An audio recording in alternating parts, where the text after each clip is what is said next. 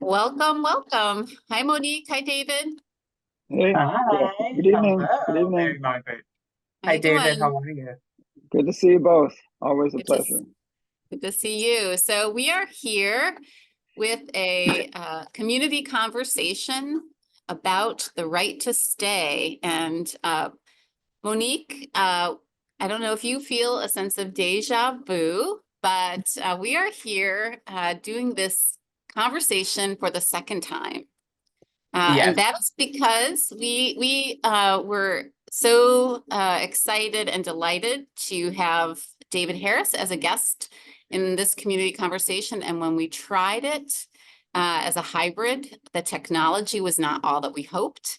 And so we met and talked about it, looked at the video, and decided that we wanted to make sure that people heard every single word that David had to say about this issue. And so are going to do take two with the right to stay.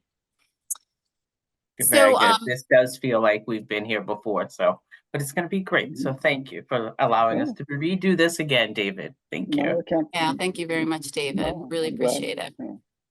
Yeah. And so for those of you who are watching, I'm Reverend Mary Margaret Earl. I'm the Executive Director and Senior Minister at the Unitarian Universalist Urban Ministry.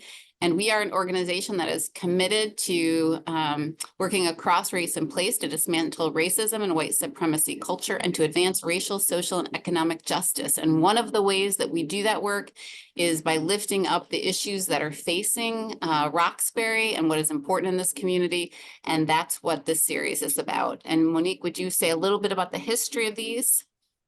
Absolutely. So it's unbelievable. We've been doing this now for 4 years. And over the 4 years for these community conversations, we have highlighted the history, the art, and experiences of Black and Indigenous people of color. These conversations have always provided an opportunity to raise awareness around some of the issues that plague residents of color in Boston neighborhoods. And these conversations have also been provided an opportunity for our community to support organizations that are doing work to help people of color in the Boston area. Okay. And next, we're going to share what we call a commitment minute. Would you tee us up? Sure. So most folks know, but I'll say it anyway. The Urban Ministry is located in John Elliott Square in Roxbury, and our work is supported by about 50 UU member congregations who recognize the importance of social justice and racial equity work. And tonight's Commitment Minute is sponsored by our member congregation in Concord and the Reverend Paul Langston Daly will be giving the Commitment Minute. So please join us in watching his clip. Hello, I'm Paul Langston Daly, the Minister for Social Action at First Parish in Concord, Massachusetts. I've only been at this position for a few years, but it's clear to me that the relationship between First Parish and the UU Urban Ministry is deep and rich. For decades now, members and friends of First Parish have grown and learned together with the UU Urban Ministry.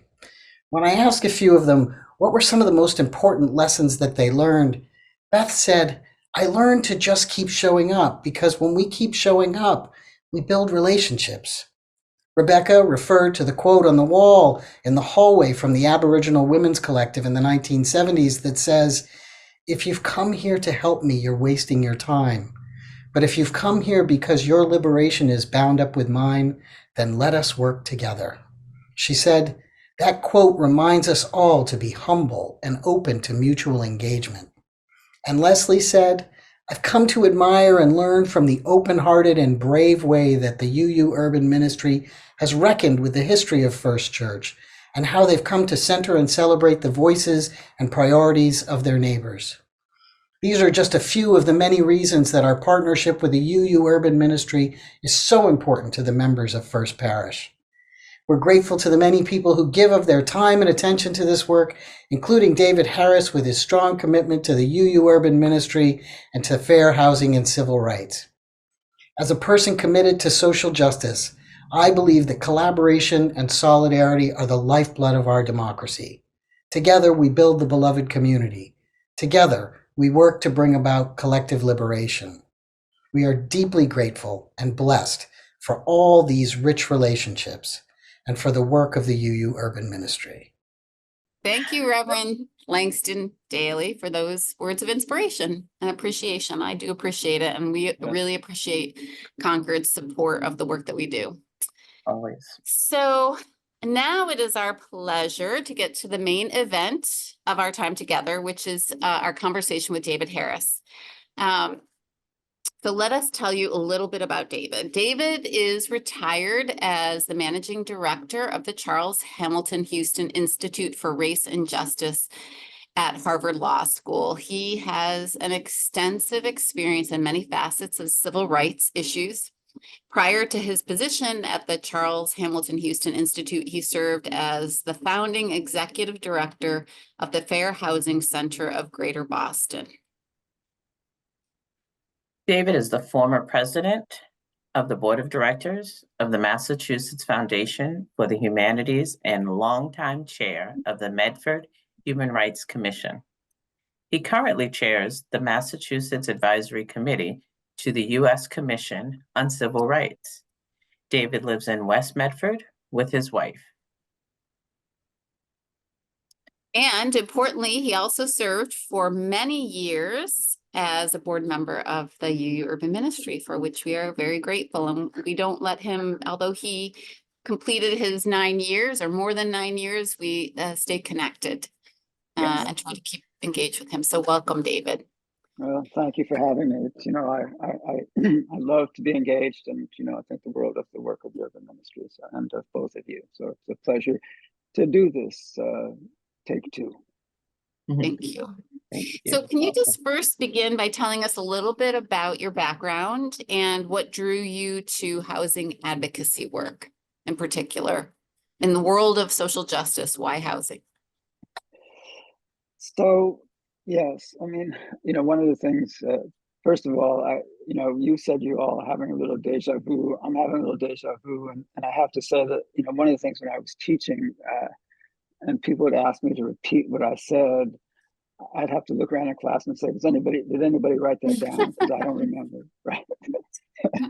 and I don't remember exactly what I said when we first had this conversation. But another thing I tell students all the time is that one's career path is never, unless you're going to be a doctor or a lawyer or an astrophysicist, it's never direct. And so I came to housing work,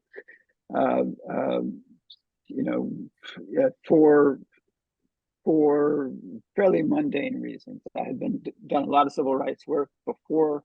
I had worked at the U.S. Commission on Civil Rights in Washington, D.C. and up here in New England. And my background was in sociology. My academic background was in sociology. But my interest was more in civil rights and justice, and that interest came to me from my grandfather, who was a Unitarian minister, who taught me to certainly seek a better and more just world, and my mother, who was a sociologist, who instilled in me some understanding of the forces at work in society that both provide opportunity and inhibit opportunity. And speaking of opportunity, as I was finishing my dissertation, I was broke, and I saw a listing for a job at HUD's Office of Fair Housing. I applied, and I got the job. And the idea was, it was a federal job. I'd had federal employment before, but it was a job. So the housing part of it, to me, was secondary to the fact that it was a civil rights job. And I felt then, and I feel now, and I've always felt that the Fair Housing Act is one of the strongest civil rights bill statutes we have as it was amended. And so, I stayed at HUD in fair housing for quite a while, and then a number of people, Senator Diane Wilkerson, Nadine Cohen, and others. There was no fair housing organization here in the city of Boston, which seemed, given our history, ridiculous. And I came out of HUD having done some investigations of the Boston Housing Authority. So anyway, so they founded this organization called the Fair Housing Center of Greater Boston, and I, was on the margins of that. And then when it was actually formalized, they appointed me as the executive director, and that's kind of how I got into housing. So again, we'll get to this, but it really, for me, it's more a matter of racial justice and civil rights, and housing is a critical component of that struggle. I don't know if that's. Thank you, David. I'm sorry, can I just ask? Yeah. In retrospect, it's sort of you stumbled into housing in some ways because you needed a job and you saw the civil rights component. In retrospect, like, does housing, of the ways that you could pursue civil rights work, in retrospect, how important do you think it was that you wound up in housing?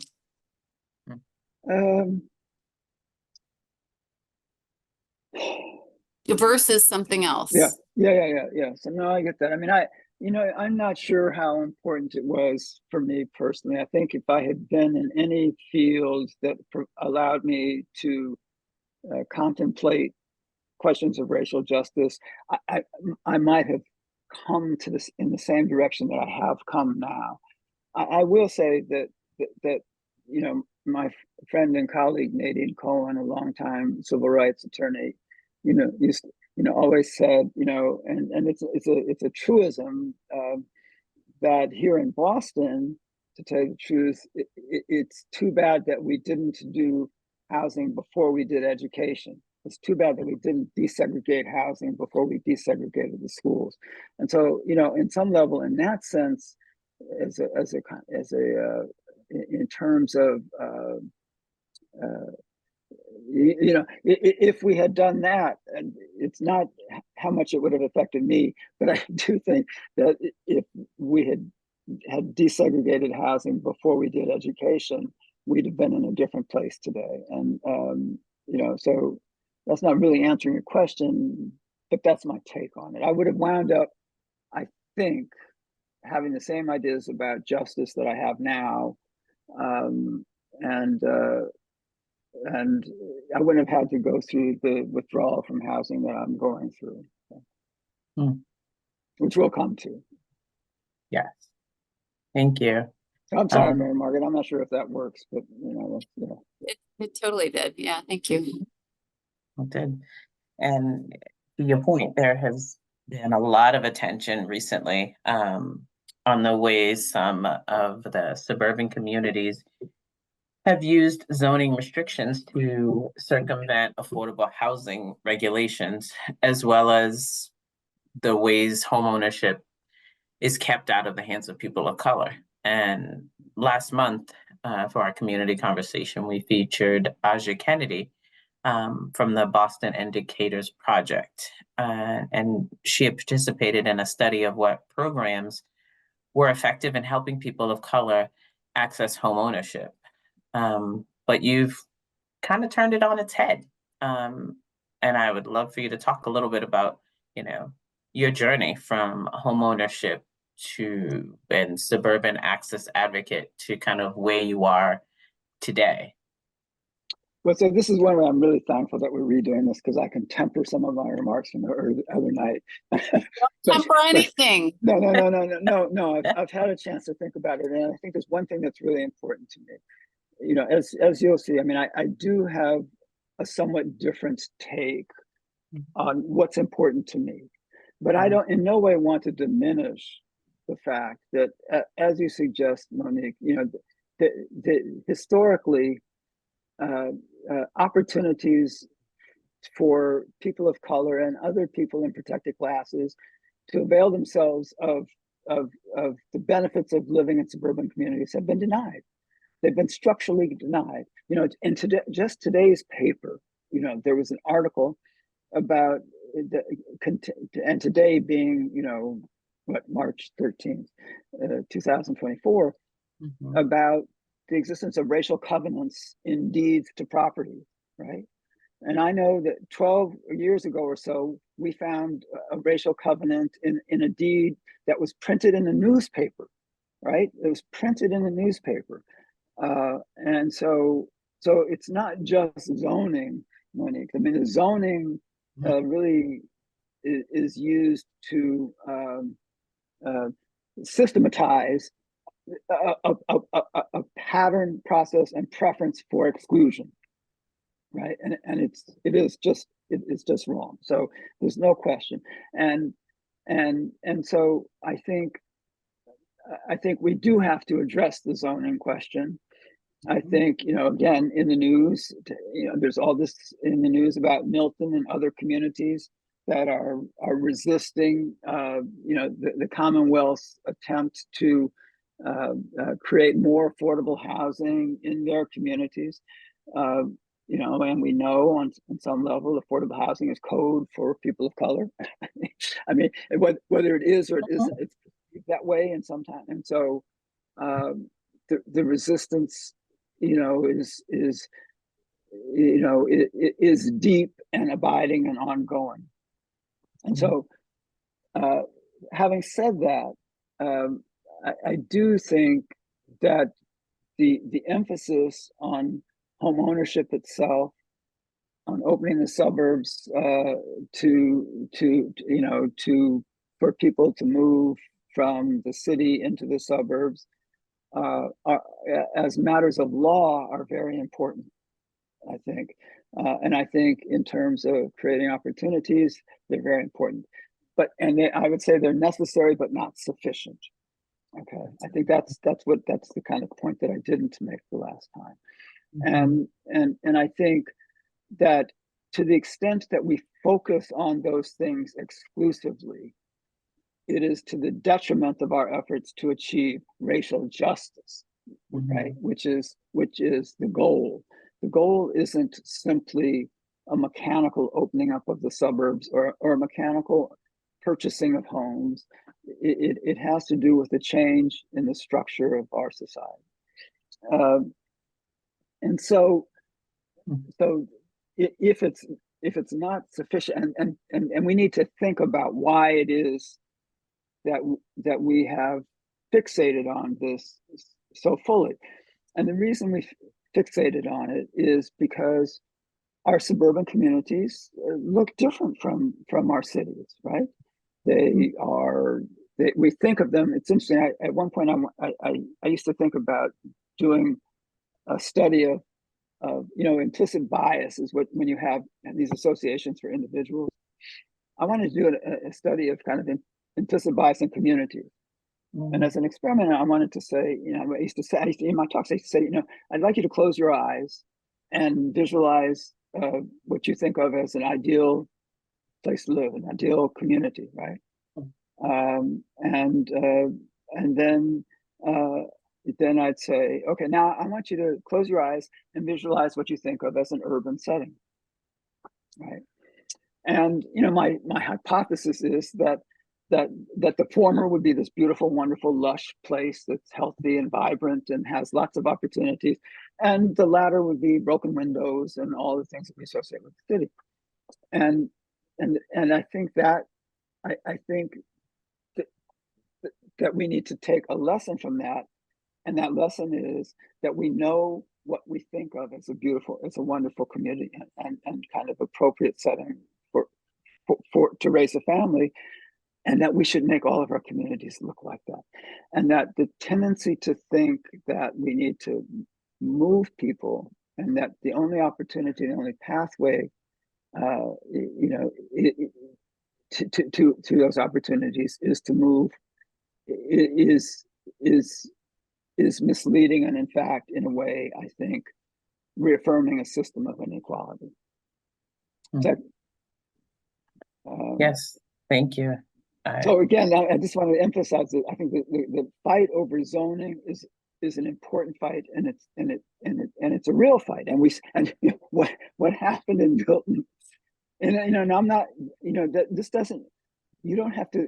The translation isn't that what happened in Milton was racist or anything like that. That's not the translation. The translation is that there's something about the way in which we organize our lives and our society, these 351 cities and towns, 17 or 18 neighborhoods in Boston, and I'm in this one, you're not. I live in this place, you don't, right? And there's some of that, I think, that creeps into our policy making and that we try to preserve. And I think it's to our detriment. That are percolating as I listen to you, David, and one is wanting you to comment on something you said a few sentences ago, which is like about the mechanics, like it's a mechanical solution, these zoning laws, and that there's something else we need to think about the overall structures of our society. And I wonder if you could say a bit more about that.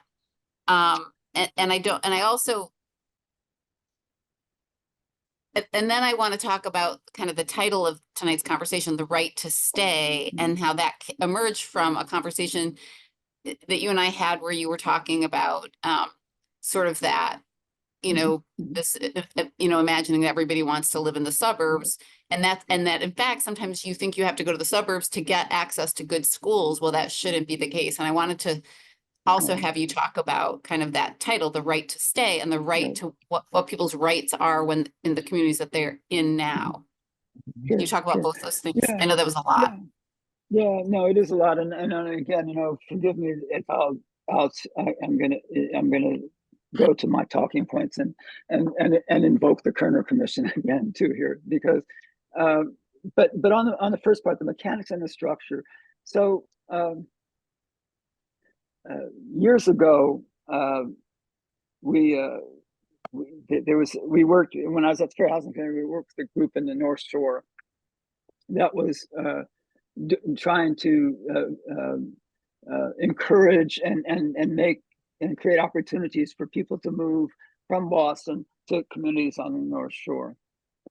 And one of the things that happened was they were able to, people did move, but a lot of them left and came back, right, to the city. And it's very funny because one of the reasons was that they had to drive 30 miles to get a haircut, right? That so these we're talking about what we call pioneers, people who are pushing the boundaries and are living in the suburbs, and that's just a little piece. It doesn't change. Getting a few people into the suburbs doesn't change the social structure. It doesn't change and it also doesn't. I mean, the haircut is a kind of personal piece of it, but it doesn't change the opportunity structure. If you have a low wage job to begin with, and you're working 70 hours a week to begin with, and you move to the suburbs, and in order to survive, you have to continue to work 70 hours or work a low wage. It doesn't change that fact, right? And so simply, and in terms of desegregation, I mean, there's this idea that proximity, that we need to be proximate. This is the Brian Stevenson notion of proximity is important. And one of the ideas is if you're proximate to all these opportunities, it's to your benefit. But proximity, I used to say, what is it supposed to something rub off on you because you live next door to white people? Do you benefit somehow by osmosis from that? No, it doesn't change the structure of our economy. So opening up the suburbs and creating affordable housing in the suburbs, is a step, but it's not a solution, right? Because the system and the structure that created the different opportunities remains in place and continues to inhibit opportunity. So not sure if that works, but I, and then ask me if there's something, if that's not clear.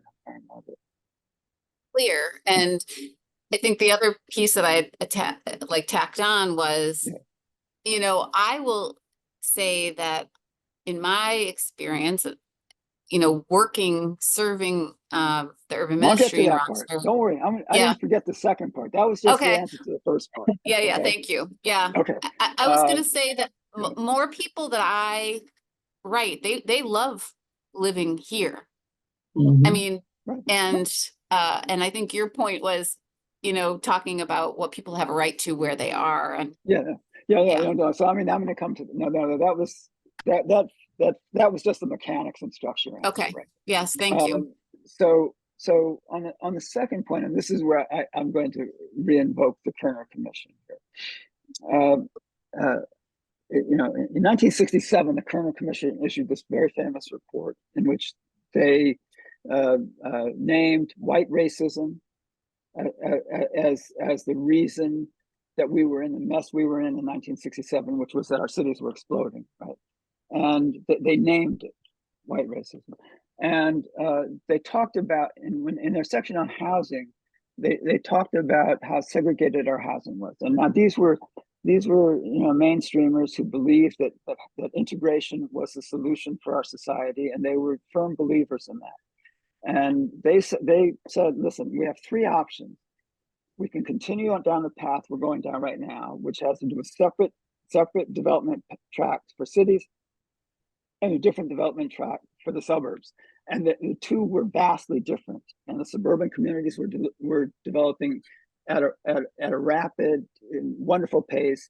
The urban communities were stagnating.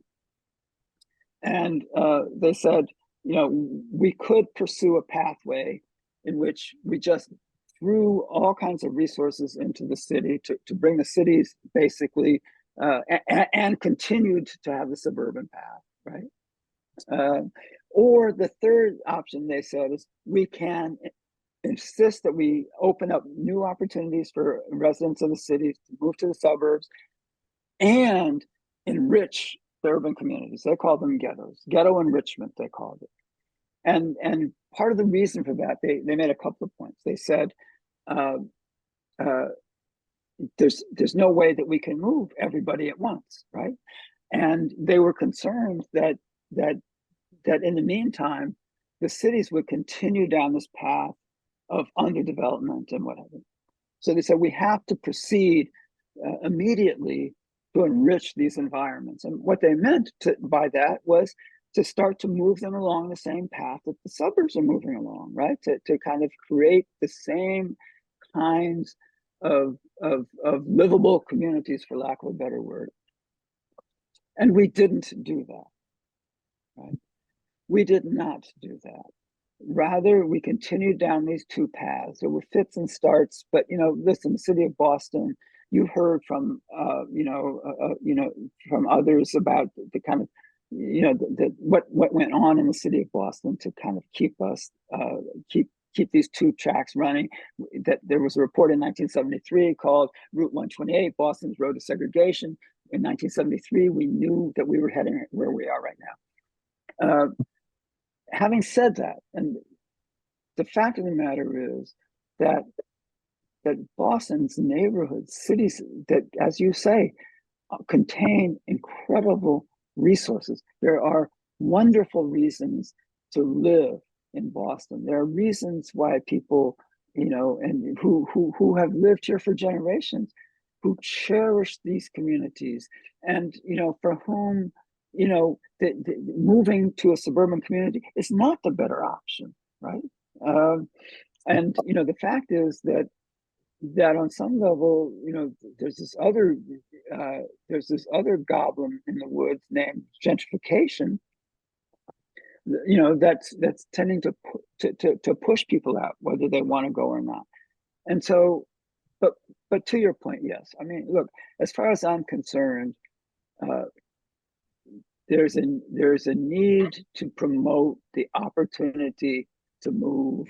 But the larger problem I think we face, and it has to do with these last 55 years of not having done the work we need to do, either to open up the suburbs or to enrich, it is the right to stay. I think, it's often, there are these things called indexes of dissimilarity, right? And they measure how many, they take the kind of racial composition of a region, and they look at different cities, and they say, in order to reach that, for the city to mirror the region, you'd have to have a change of X or Y amount of people. And historically, it's always been, the X number of Black people would have to move to integrate, and it's always, it's like, why Black people got to move, right? And so there's another part of that story, Mary Margaret, which and Monique, which which is that the cities are rich and vibrant places. These are home. This is home. And I think I'm gonna preempt something you said, but like as you said last time, it's just to have to move is a form of violence, right? It's a violation and a violence to say that in order to have access to what white people have, you have to be with white people. That's the definition of that is racism. That's a definition of racism, which is the differential distribution of all kinds of things and goodies based on race. And so, and then again, so this is why I see housing is a symptom of racial injustice. And then until we address all of the structures of inequality, the house you live in isn't going to cure those ills, right? So did that get to the second part? Yes, okay.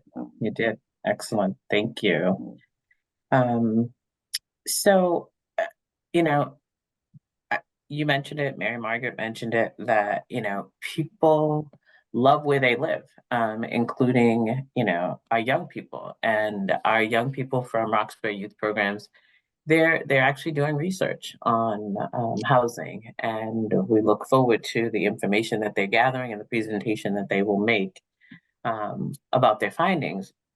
And you also mentioned, there are resources in the Black communities, that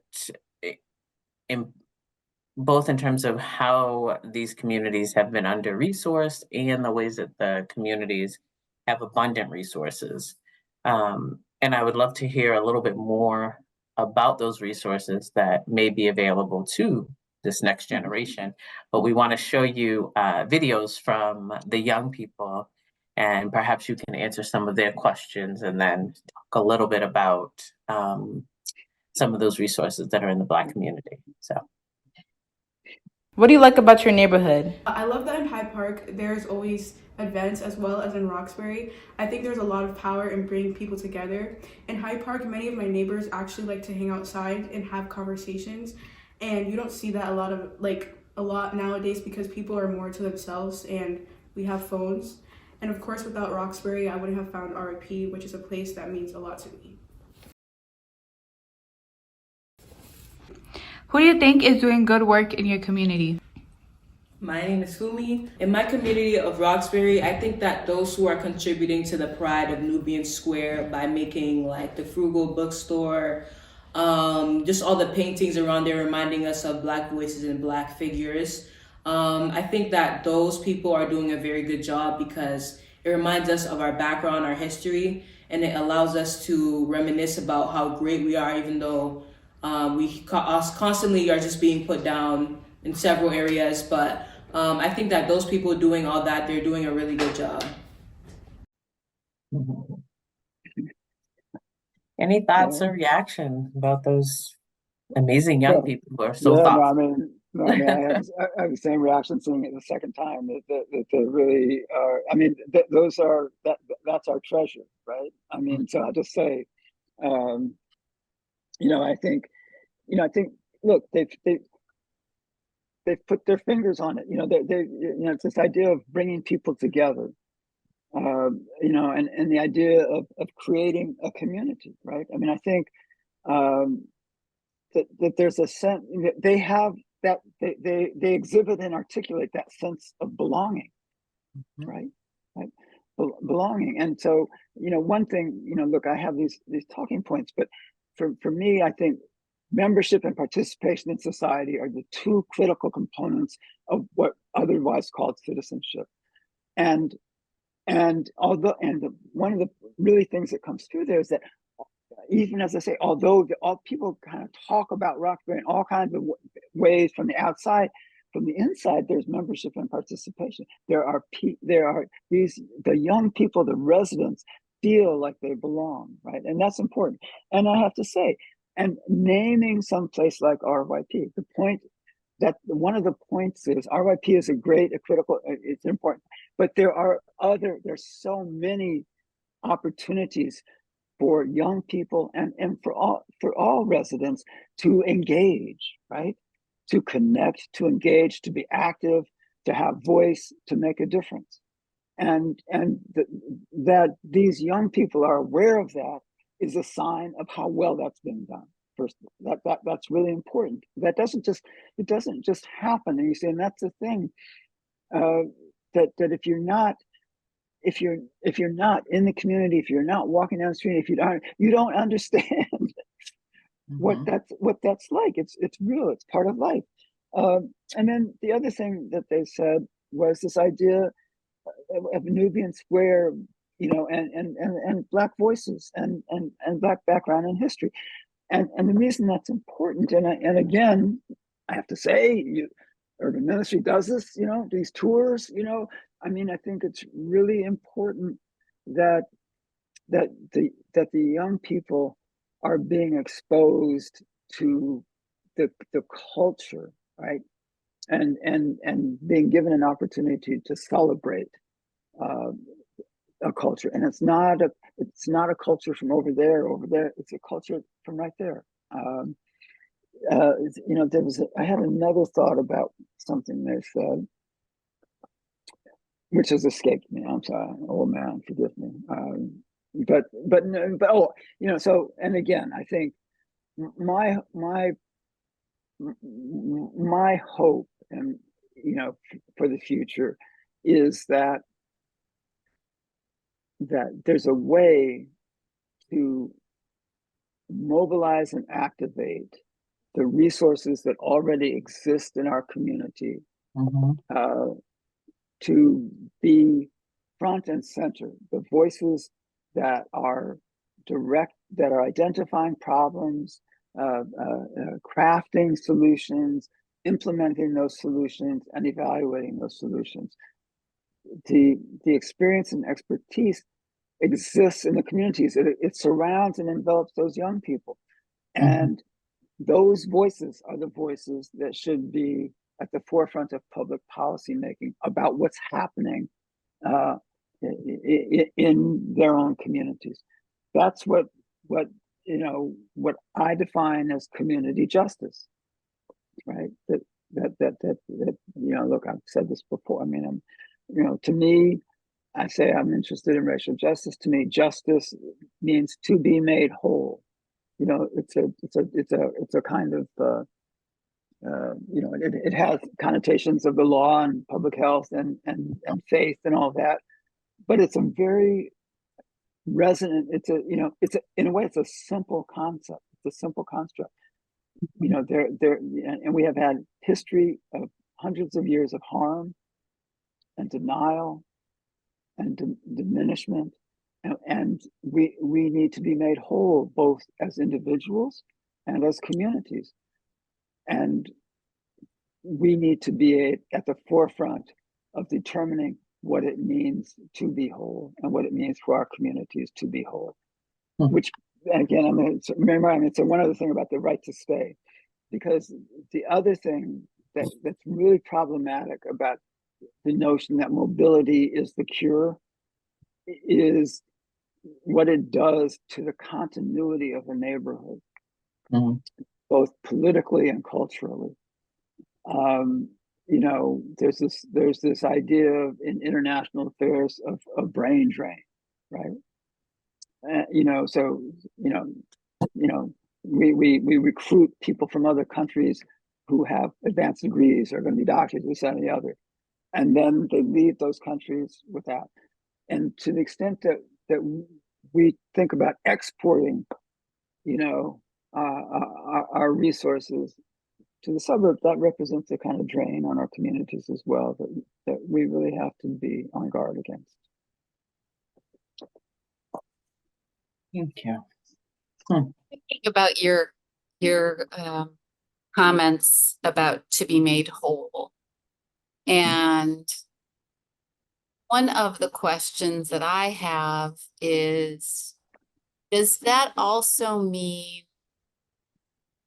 across race? And how important is it or isn't it in this work for justice that there is more integrated communities? And how much does Greater Boston's intense segregation contribute to injustice? And so can you just speak to that, the concept of integration? But Brian Stevenson's comment about being proximate in this context. Mm-hmm. Yes. So again, as you know, it's a touchy subject for me. And again, and for me, I'll go back to education to make my point. We know that Brown versus Board of Education outlawed separate but equal as enshrined in Plessy versus Ferguson, right? And that separate but equal legal doctrine contributed to and shored up the system of Jim Crow that defined the United States really through at least, I'd say, you know, at least 60% of the 20th century, and the residue of which we still suffer from. And Brown versus Board of Education determined that separate cannot be equal, right? And you know, my take on that's an incomplete sentence, and the real finding was that separate cannot be equal in the United States of America because of racism. And that second part is really important because you know, it is racism, which is, as I said, this systematic differential distribution of virtually everything of value based on race. And so the idea that and I think to my mind the decision is problematic in that sense, in not saying that, because it makes us think that if we so-called integrate, and I think we need to distinguish between desegregating and integrate, because we've come to think about desegregating, which is to say adding color both ways, let's say even, is a form of integration. My take on that is that that's not true, and that's where you have this problem of proximity substituting for equality. Okay, that if you live next door, or if you sit next to one another, that you somehow have been made equal, let alone made whole, right, or made equal. And I don't think that that's the case. So I think the notion of integration, as I see it, my thinking of integration is to be made whole, right? It's an end point, right? Desegregation might be one step on that path. But to me, on some level, integration mean, let's say in housing, integration to me doesn't mean some particular statistical distribution. That it doesn't mean that a community has X number of Black people, Y number of white people, and that number is a magic number and it looks good and it's a good mix. I think it has to do with truly being able to say, I want to live in this rich, vibrant community rather than that one. And that where I live is my choice. And I choose this vibrant community because for whatever reason. And if I want to move to this vibrant community, I can. And that's a kind of integration that's not numeric. It's not, it has to do with some notion of equality and justice and wholeness, right? Does that? So, and I think, listen, I do think it's, I keep asking you because I think the way we talk about things and think about things is really important, and that we need to try to define our terms and be clear about kind of our what's priorities. And for me to say that one thing is a priority doesn't mean the other thing's not important, right? It just means that I think there are larger goals and there are interim goals. And I think I'm reminded of my friend and colleague Charles Ogletree in terms of reparations. When he was arguing for about reparations for the victims of Tulsa,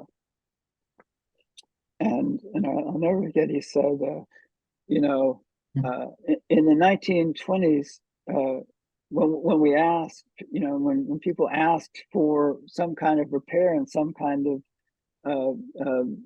justice, we were told it was too soon, right? And now and he was talking in 2000, we're coming to looking for this justice, and he says it's too late, right? And the point is, well, it's never time, right? And this is what Dr. King says. Look, but it's never time until you make it the time. And so I'm sorry, I'm getting off on a tangent, but no, you are not. Thank you so much. And I think this is a very important conversation, and oftentimes people wonder, what do we do? And as I think about our member congregations that are out in the suburbs, our neighbors, and even urban ministry, what can we do now? We're at this junction. What is it that we can do that is actionable to address how the communities are being, disrupted, and rents and mortgages are outrageous, and how do we come together to address that and to find solutions and work together to make change, like you said, at, the policy level? And what can people do in smaller neighborhoods to contribute to some of the solutions to address these issues? Monique, that's a lot of stuff there. I know, I'm sorry. I'm sorry, but you can, That's okay. you can put it in a little snapshot and just say, here's what you can do, everyone. Yeah. With these words of like, what can people actually take away to tomorrow when they wake up after they watch this to do? Yes. So there are a couple of things, and I'm going to wander a bit as I wonder here, or wonder as I wander. First of all, I would say, look, and this is not going to sound concrete, but it is. I think each of us should ask ourselves what justice means to us, and should think about what we think it would look like. And I think that's just something that each of us can do, and can help us. You know, I had a conversation today with somebody who's talking about having a North Star. You need to have that star. So, but in practical terms, I think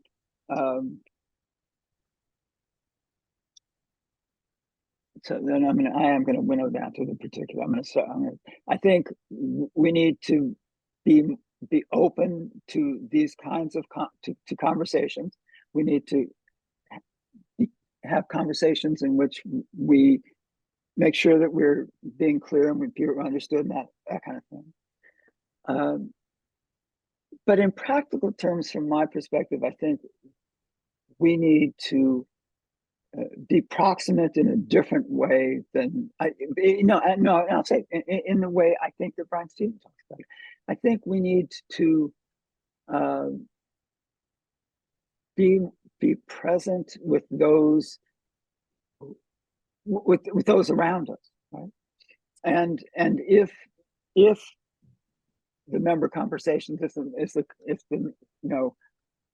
are not present, they need to find ways to become present.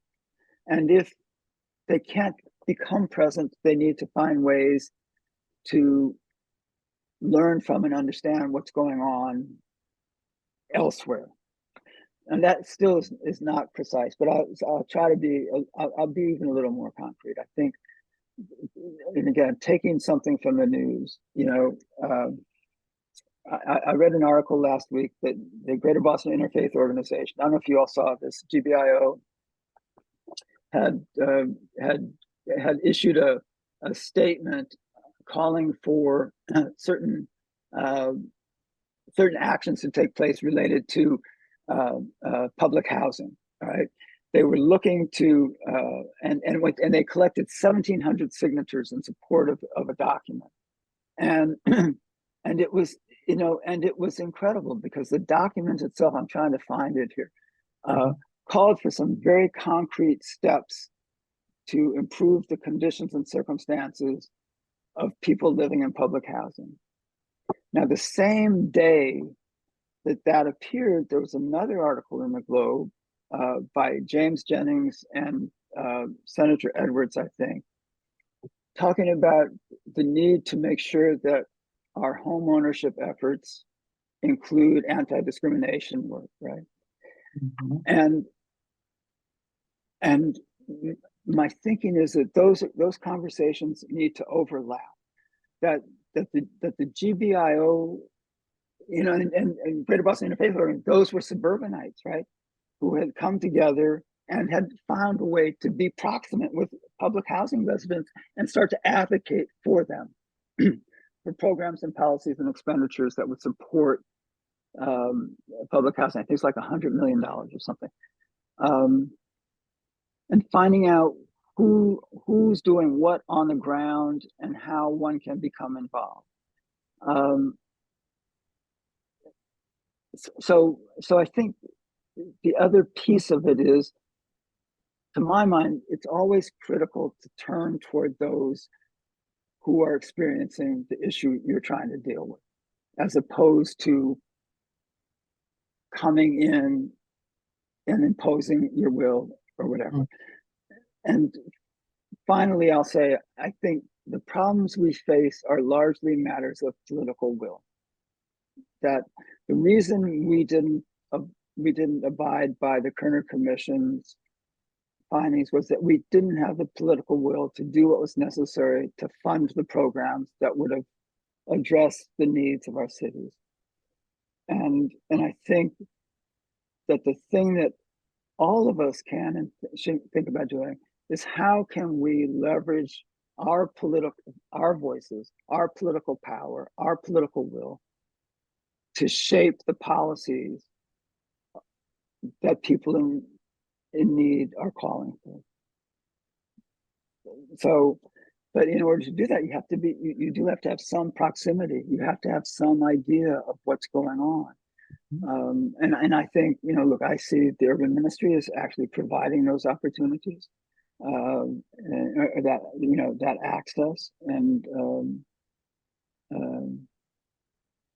so I don't know. So tomorrow, tomorrow morning, read your paper carefully. Look at, and it's interesting because I think, I think the newspaper is full of examples of places or opportunities where one could insert oneself and one could kind of add one's voice or power to correcting something. Right? I don't know, Monique. I don't know if I got That there. was perfect. That's perfect. Thank you so much. I think folks have, some things to take away from this conversation. And we always want action steps. So thank you for that. Thank you.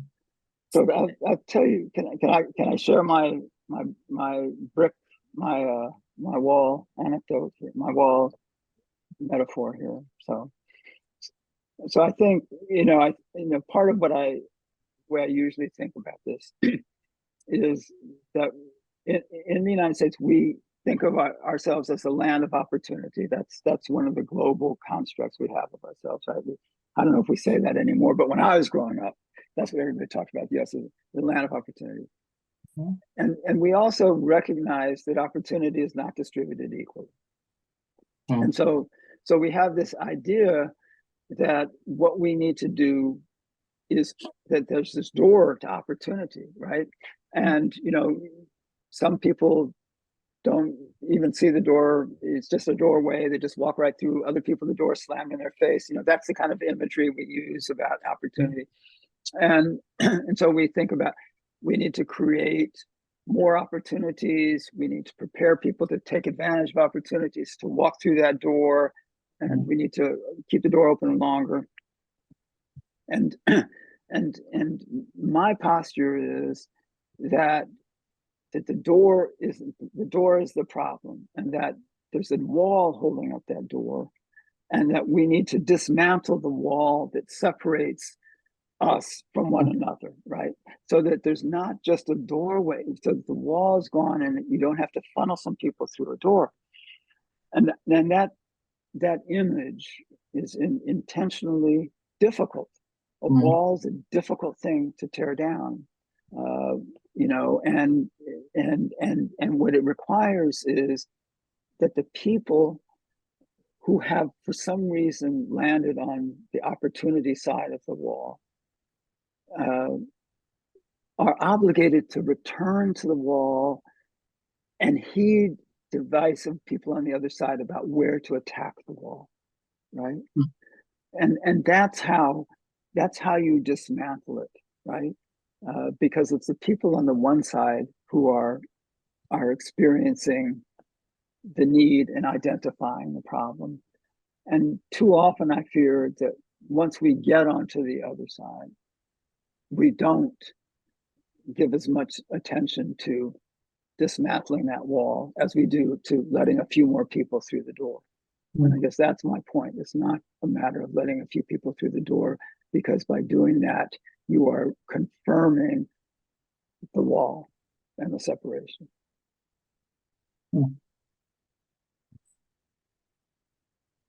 So much, David. Yeah, and thank you for not just sharing your insight and your experience and your wisdom once, but twice. We really appreciate it. No, you all are fantastic, and I love spending time with you, and ditto. Appreciate it. Exactly the same sentiments. Thank you. Okay. All right. Well, we look forward to our next conversation, and just as a heads up to those watching, next month is the final conversation in this series, and it will feature the young people shining a spotlight on their take on housing justice and injustice and what we can do. Yes. All right. Thank you. Seeing everyone then. Take care. All right. Good night. Good night. Good night, everybody. Good night, everyone.